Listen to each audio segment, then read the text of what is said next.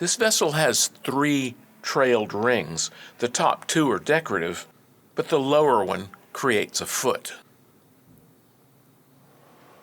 The vessel has been made, it's flashed, a gather is created,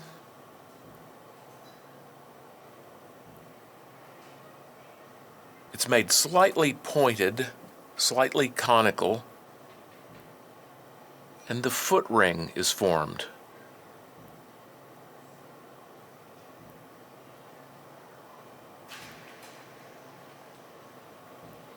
The ring is made perfectly flat. Next, another gather is added at the base of the neck.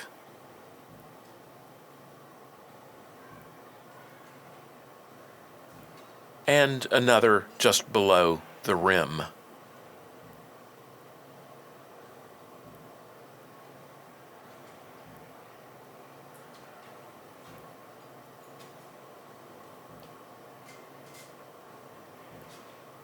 The upper half of the neck has gotten slightly soft